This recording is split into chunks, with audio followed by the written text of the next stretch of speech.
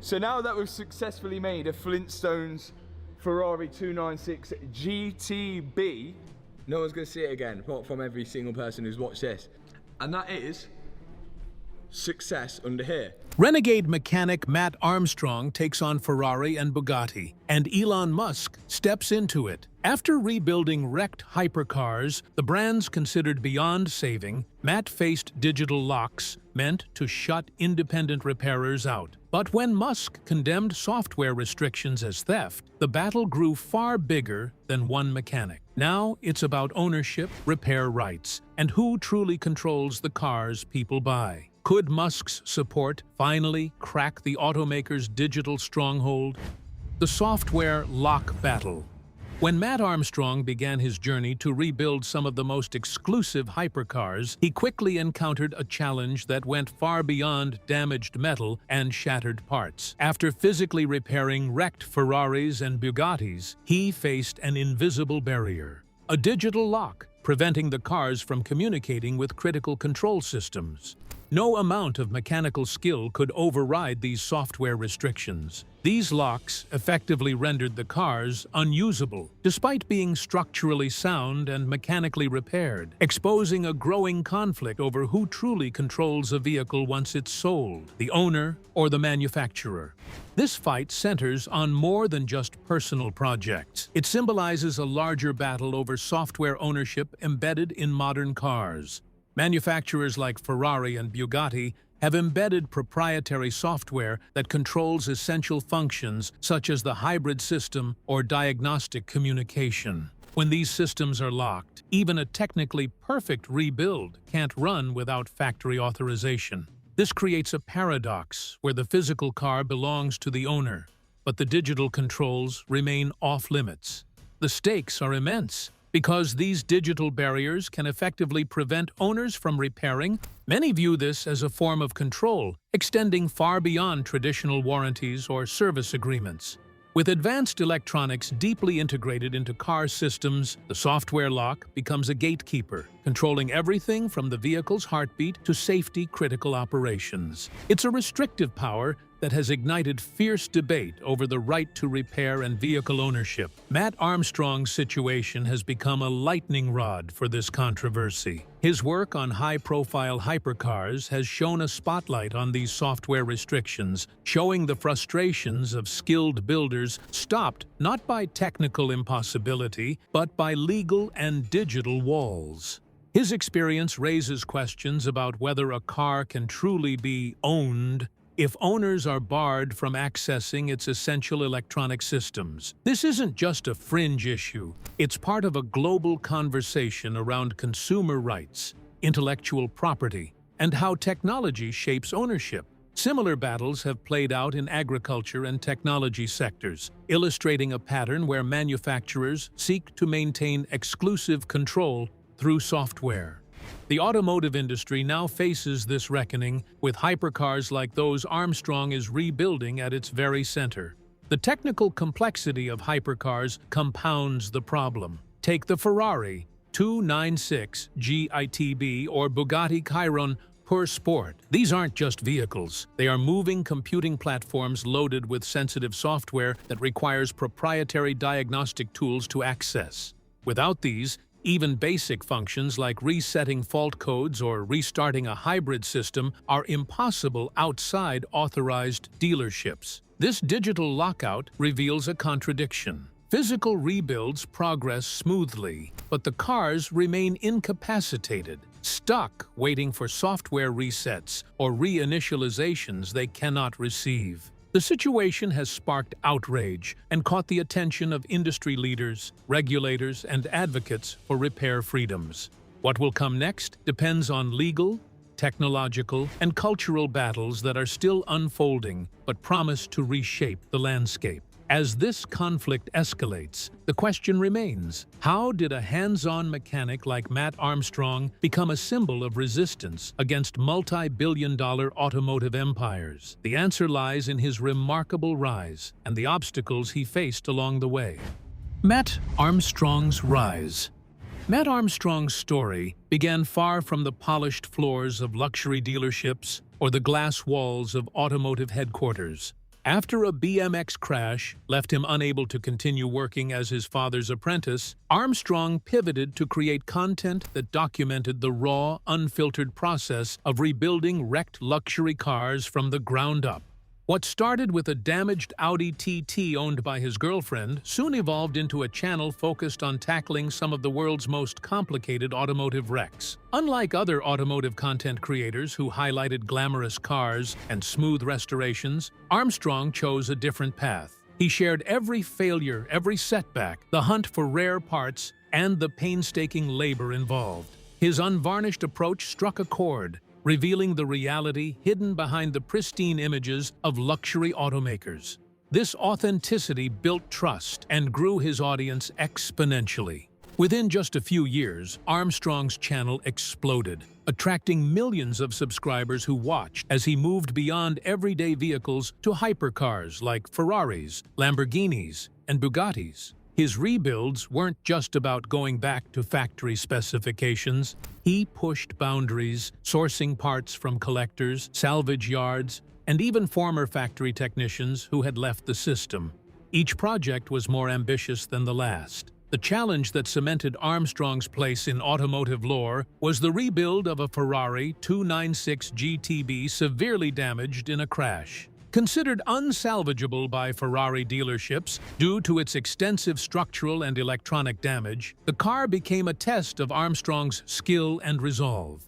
Despite the wreck's severity and the manufacturer's assessment that it should be written off, Armstrong saw potential where others saw dead metal. But the rebuild wasn't without conflict. While Armstrong overcame mechanical challenges and even installed a Ferrari 296 Challenge body kit, a track-only upgrade never sanctioned for road use, his efforts ran headfirst into the manufacturer's software walls. The digitally locked hybrid system meant the car simply wouldn't start, no matter the physical restoration.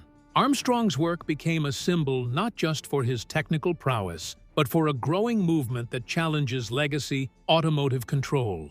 His hands-on videos showing supplier negotiations, rigging harnesses, and detailed engineering decisions created a transparency rarely seen in the supercar world. He quickly became a thorn in the side of established manufacturers resistant to outside repair. This rising profile and the conflicts it generated placed Armstrong at the heart of a debate that goes far beyond individual cars, touching on ownership rights, innovation barriers, and corporate gatekeeping. His name now resonates across automotive and legal communities, representing the independent spirit confronting the industry's entrenched powers. Yet Armstrong would not be the only one engaged in this escalating duel. Ferrari's response to his rebuild laid bare their strategic defense of software control, an approach with legal and commercial implications that reached into the highest courts. Ferrari's legal clampdown. Ferrari's refusal to support Mat Armstrong's software reset was not a simple matter of technical policy. It revealed a carefully constructed legal strategy aimed at maintaining control over their vehicles even after sale. The company demanded that Armstrong's car be inspected and repaired only at certified dealerships with factory-approved parts, and that all modifications, such as the Challenge body kit and revised cooling system, be reversed before any service could proceed. This completion paradox trapped Armstrong in a cycle where compliance with Ferrari's terms required undoing the very modifications that defined his rebuild. In essence, for Ferrari to engage, the car had to be factory compliant. Yet, returning the car to that state would have been costly and undermined Armstrong's creative and technical efforts. Even with full compliance, there was no guarantee Ferrari would perform the software reset. More than a mere service refusal, Ferrari has reportedly been meticulously documenting every deviation from factory specifications Armstrong made. This includes tracing every carbon fiber repair, every suspension change, and every unconventional adjustment. The documentation's purpose appears legal, not supportive, intended to build a case against Armstrong based on intellectual property infringement and breach of contractual obligations. Ferrari's legal stance rests on three main pillars. First, they claim ownership over the vehicle's proprietary software code. arguing that any attempt to reverse engineer or bypass it infringes on trade secrets. Second, they emphasize safety and liability concerns, suggesting that cars repaired outside authorized channels pose public dangers and risk irreparable brand damage. Third, Ferrari asserts contractual control, arguing that owners must maintain their cars according to factory standards using certified parts, and failure to do so permits refusal of service and possible legal action. This last point raises unprecedented legal questions, particularly in the UK, where the case could reach the Supreme Court. Does ownership of a physical vehicle include unrestricted rights to software access? Can manufacturers lawfully refuse service for modifications made post-sale, especially when these modifications improve or restore rather than degrade the vehicle? These issues remain unresolved and could set groundbreaking precedents. Armstrong is not the only independent builder facing similar blocks. On another front, Bugatti has taken a public and aggressive stance against his rebuild efforts, with their CEO Mat Armstrong openly challenging his claims and downplaying the possibility of an independent workshop completing such complex repairs. Yet, despite this, Armstrong produced compelling evidence documenting every part and process in his Bugatti restoration, culminating in the W16 engine firing up in his workshop, defying Bugatti's assessment. The contrast between Ferrari's quiet legal barricade and Bugatti's public confrontation highlights the varied strategies luxury automakers employ to protect their ecosystems. Both rely heavily on software control, but Ferrari's case raises broader concerns about contract law, ownership, and consumer rights, issues that no longer remain confined to garages, but are poised to enter the highest legal arenas. With battles raging on multiple fronts, the question grows ever sharper. How will the rise of independent builders like Mat Armstrong reshape the power balance between owners and manufacturers in an era dominated by software? The pressing answer may lie with unexpected allies and groundbreaking tools that challenge the status quo. This dispute would soon draw the world's most powerful disruptor into its orbit, turning a solitary conflict into a collision on a global stage. Bugatti's public challenge. The stakes were raised even higher when Bugatti's CEO Mat Armstrong entered the conversation publicly, turning what had been a tense but private dispute into an all-out confrontation. Rimac, who now leads the combined Bugatti-Rimac brand, openly questioned Mat Armstrong's claims on social media, casting doubt on whether such a complex hypercar repair could truly be accomplished in a garage workshop. His skepticism wasn't just about pride. It struck at the core of independent builders' credibility. In tackling machines priced in the millions and powered by engineering marvels like the quad-turbocharged W16 engine, Rimac highlighted the extreme specialization required for a Bugatti Chiron Pur Sport, a car with a carbon fiber monocoque and sophisticated all-wheel drive and 7-speed dual-clutch transmission systems designed to hit speeds over 260 miles per hour. He argued only a handful of facilities worldwide had the tools, training, and access to properly service these vehicles, implying that any outside attempt to rebuild one was inherently suspect. This challenge was also a way to defend Bugatti's reputation, suggesting that anything less than factory authorization might lead to compromised safety or quality. But Armstrong didn't back down.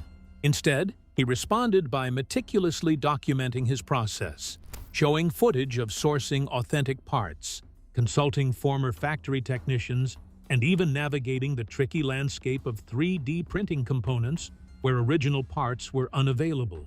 His transparency provided a compelling counter-narrative. The repairs were legitimate, the engineering sound, and the rebuild fully traceable from crash to completion. The payoff came when the W16 engine finally roared back to life in Armstrong's workshop, a powerful statement that defied Bugatti's public doubts.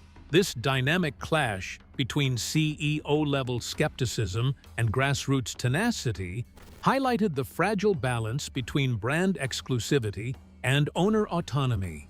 For Bugatti, the fight was about protecting a near-mythical status and ensuring that their ultra-high-end machines remained in trusted hands. For Armstrong, it was a battle for the right to extend ownership beyond mere possession into the realm of control and repair capability. Bugatti's stance was confrontational and transparent, contrasting sharply with Ferrari's legal seclusion but equally resolute in protecting corporate interests. The dispute with Bugatti also revealed the industry's anxiety about the changing landscape of vehicle ownership in the digital age. As cars become more like software platforms on wheels, the question arises whether ownership should be limited to physical hardware alone or if it extends into the proprietary digital environments manufacturers build around their products.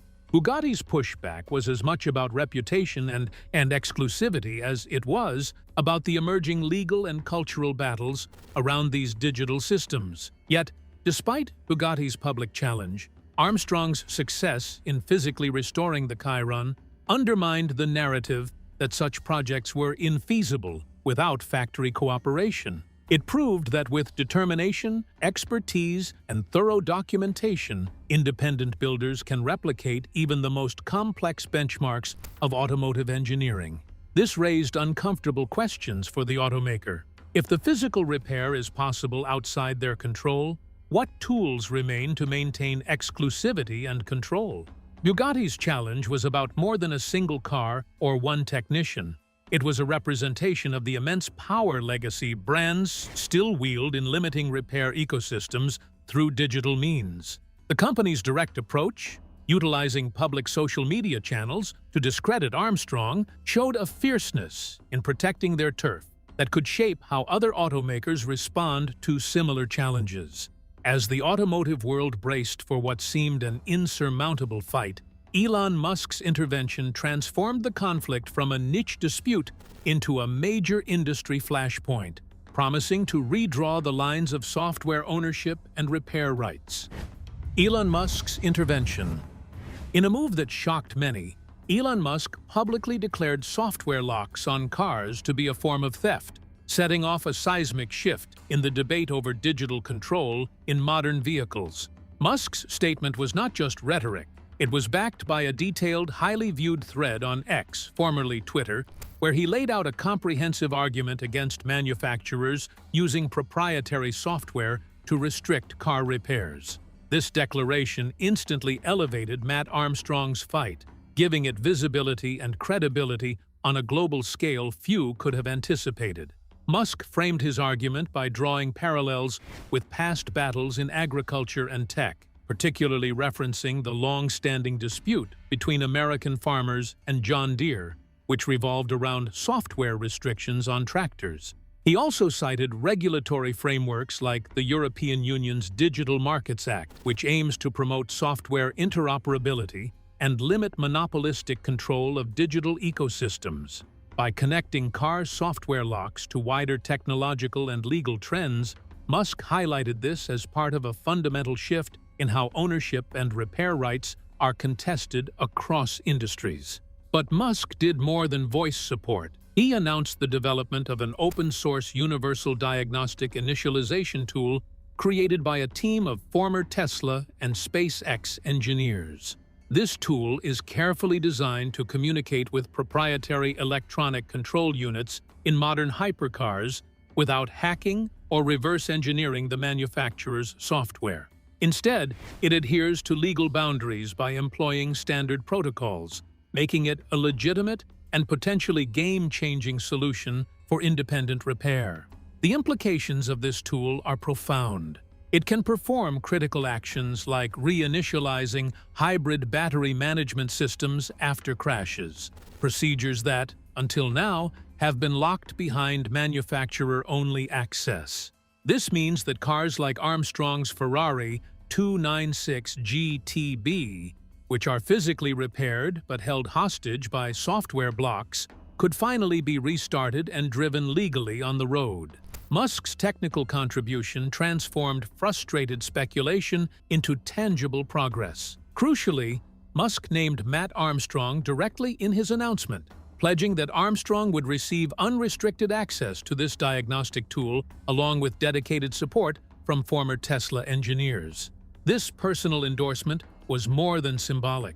It put a spotlight on the legal battle and brought with it the considerable resources and expertise of Tesla's engineering and legal teams, signaling a prepared and sustained challenge to Ferrari's software stronghold. Tesla's legal team also committed to submitting an amicus brief if Armstrong's case advances to the UK Supreme Court, adding significant weight to the fight. This backing does not just bolster Armstrong's position.